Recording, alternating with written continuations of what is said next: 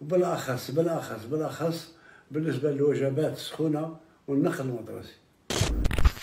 انت هنايا يضربوا في الروبا فروا. حنا بكري تهردنا بصح هذو على وين يتهردوا؟ على واه الدوله تفرني في الدراهم، من هي الدراهم والراهم يعطيهم فيه فرماج وكعبه ياغورت، القط ما يشبعش. وبالاخص بالنسبه للوجبات السخونه. حبه تشيله وحبه ياغورت وخبزه من لحد راهي هنا، الخبزه من لحد مرسو خبز لمده 12 ساعه من 6 تاع الصباح يخرج من داره ل 6 تاع العشيه باش يلحق لداره.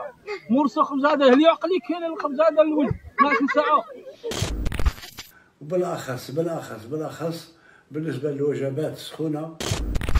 انا ما طقناش نقرا والتدفئه ناقصه، الكراسي ناقصين، طاولات مكسرين، سبورات كاع ما تمحاش، الاقسام يقطروا، رانا نعانوا، رانا مرضنا من البرد.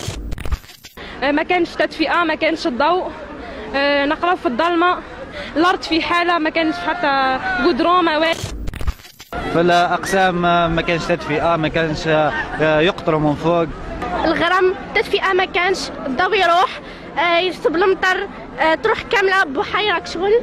المهم ماشي ملحق لها انا. تسبونا يا تسبون يا الدوله يا الوزاره يا الدوله وراكم.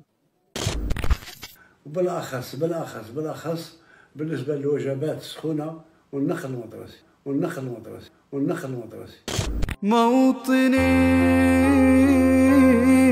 موطني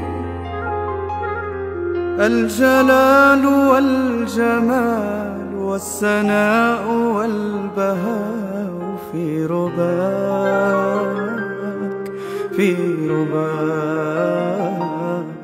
والحياة والنجاة والهناء. شحال بنت والله الا تعاني يا راهي في البرد، كيفنا كيف الاولاد والله الا مساكنه ما يجمدوا في البرد. والله اللي يخرجوا من 5 ويخرجوا من 4 ويخرجوا من جن والله ما يلقاو نوطوا لي يدهم، يتكركبوا سوا بنات سوا اولاد، وانا محروقه في دار. البوم ما قادر يعمل والو، يقوم يشكي يقوم يزق يدير، ما سمعوا حتى واحد،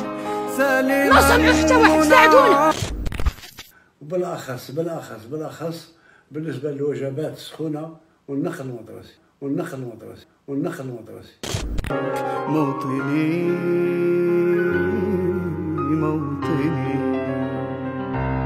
موطني